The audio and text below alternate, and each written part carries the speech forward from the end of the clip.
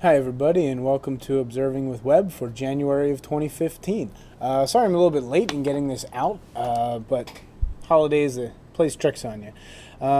Anyway, I'd like to spread my thoughts to Nicole Mathewson's family and everybody at CV at Conestoga Valley. Hashtag Buckskin Day. We're in red and blue in the memory of Nicole Mathewson, who was murdered by some burglars. But anyway, I wanted to talk about January of 2015. January is a fairly normal month. However, it is special because there are all of the planets are visible at least at one point or another. The naked eye planets, at least, is what I'm talking about. So, and then Jupiter has something really cool with the shadows happening as well. But let me get on with it and show you what I'm talking about. So I have the date on Starry Night set to January 15th. So it's right in the middle. Or 16th, 15th. Nope, 15th. Right around sunset, which is right around 5 o'clock.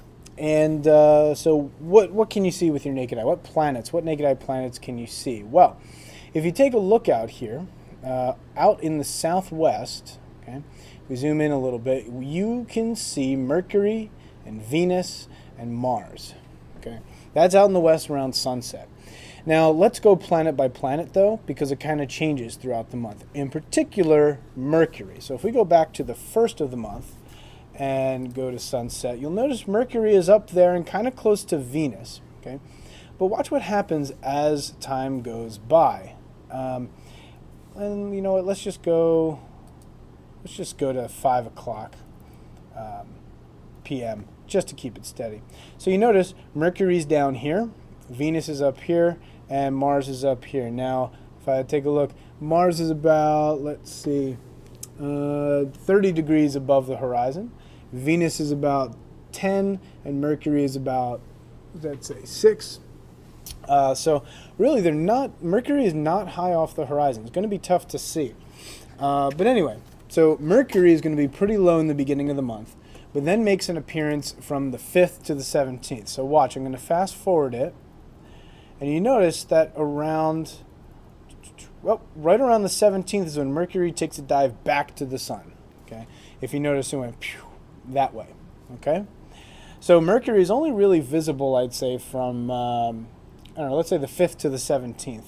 And it is actually close to the moon on the 21st. However, it's going to be really hard to see. Not a good one to find. But maybe if you're good. But anyway, Venus is also up there, as you notice. Venus does get higher as the month goes by. So if I start at January 1st and go forward, Venus does get higher in the sky as the month goes on.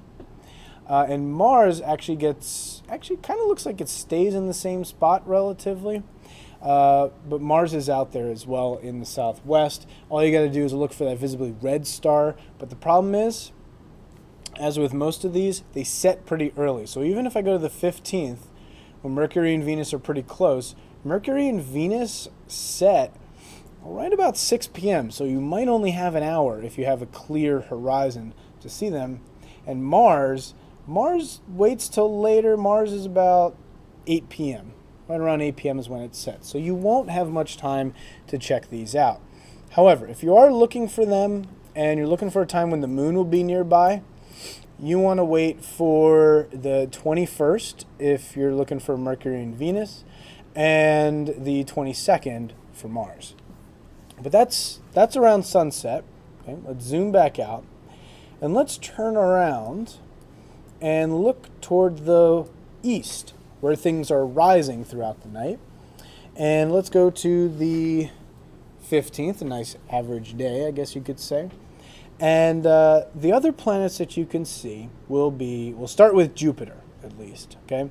Now, it's not, oh, there it is, right around 8 p.m., somewhere around there. Actually, as a matter of fact, 9 p.m. in the beginning of the month, and 6:30 p.m. by the 31st of January, you'll see Jupiter rising up off in the east. And what Jupiter is going to do is it's going to rise in the east starting 8 p.m. It's going to get higher and higher and more toward the south. It'll cross the meridian, probably around somewhere around midnight, 2 a.m. And then by morning, it'll be off in the west. So Jupiter you can really see the entire night. And then also in the morning, you'll be able to see Jupiter in the west. But then if we look back toward the east, you will be able to see Saturn. Where'd it go? Ah, there it is. It's actually kind of covered by the moon from that perspective. And in fact, on the 16th is when the moon is really close to Saturn. But anyway, let's move that just one more day. Okay. So if you take a look, if you're looking in the morning, you'll see Saturn toward the southeast. It'll be very, very bright, and that'll be the morning star that you see. So that's all of them, really. Yeah. So those are the planets that you can see. So if you remember, in the mornings, you'll see Saturn in the east, Jupiter in the west. Throughout the night, you'll see Jupiter across the sky. Remember, I'm going backwards in time right now. Okay. And so Jupiter's going to rise up between 6:30 and 9 p.m., somewhere around there.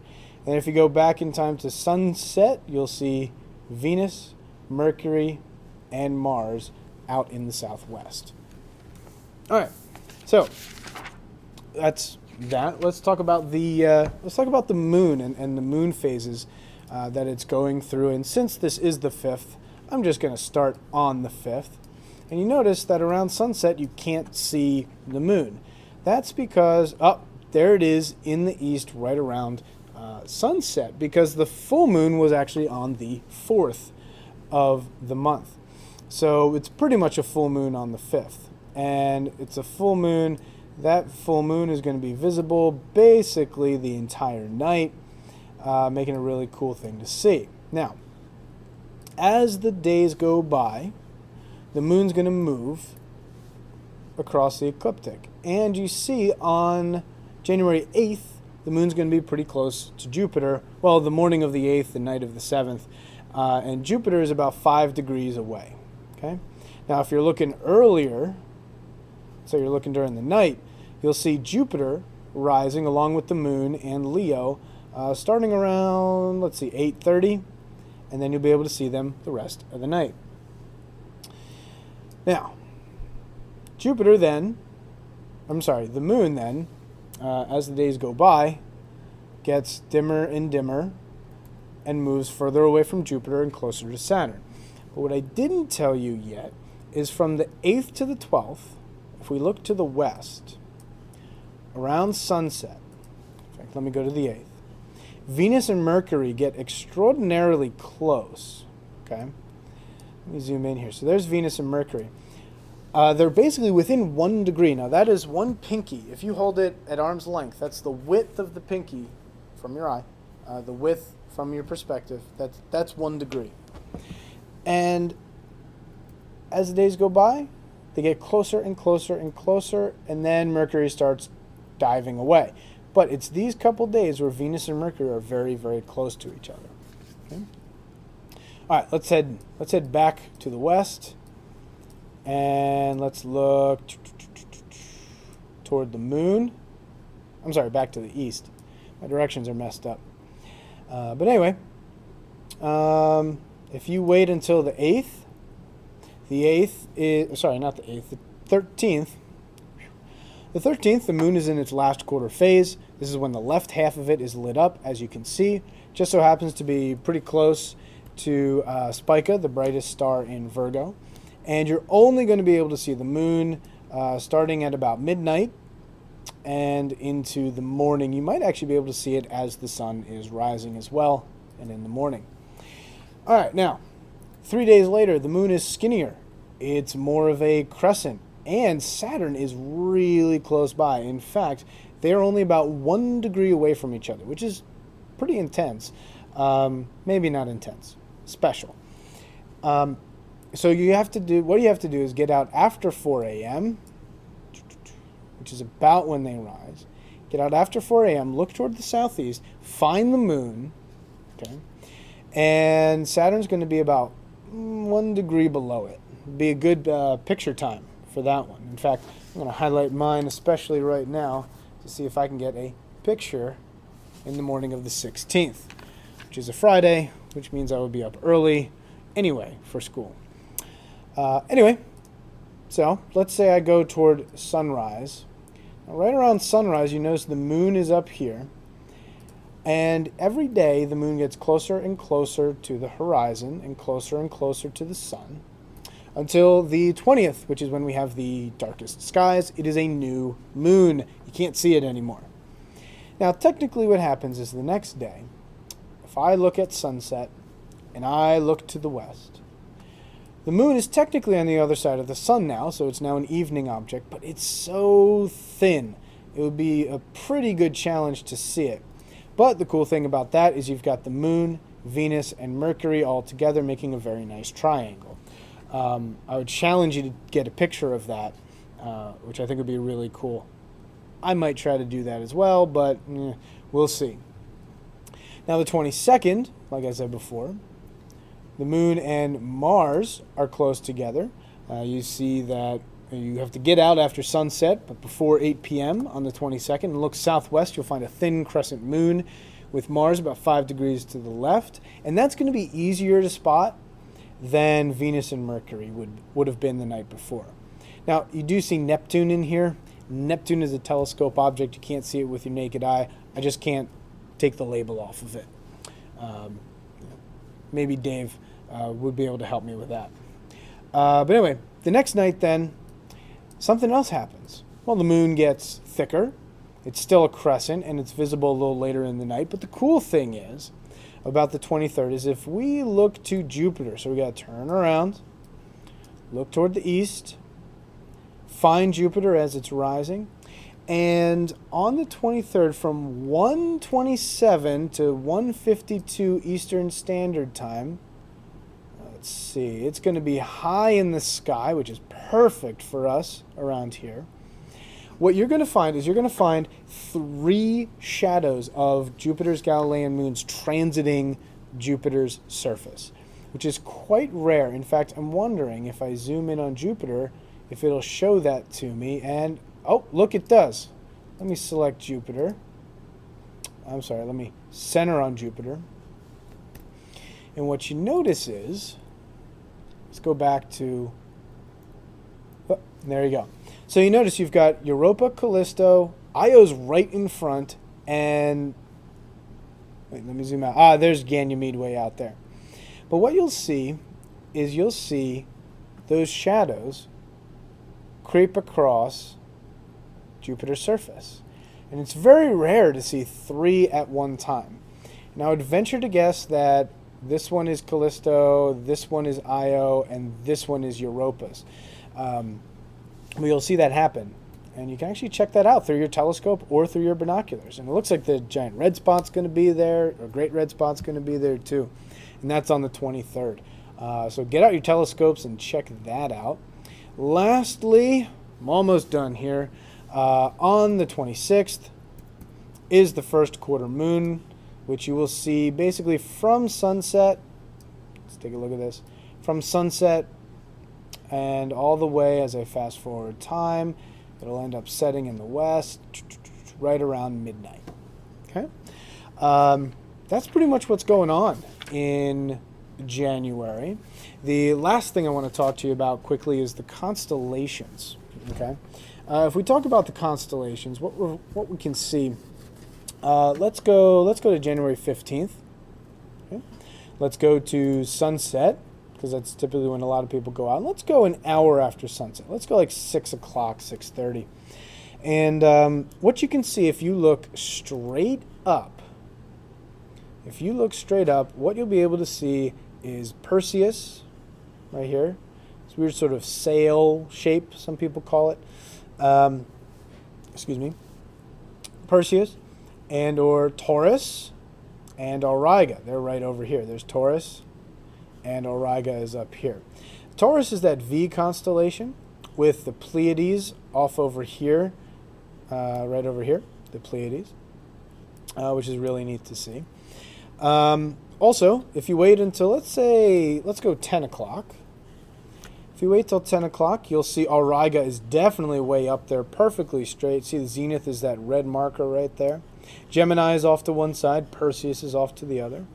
Let's say you wait until midnight to look up. You'll see some more things happen. Gemini is pretty much up there for you.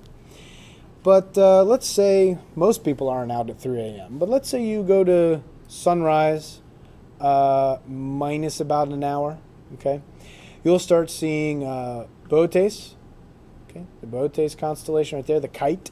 You might even be able to see the Big Dipper up there as well. And that's what you can see if you're looking straight up. But straight up is often confusing. So I like to look more toward, let's see, let's do AM.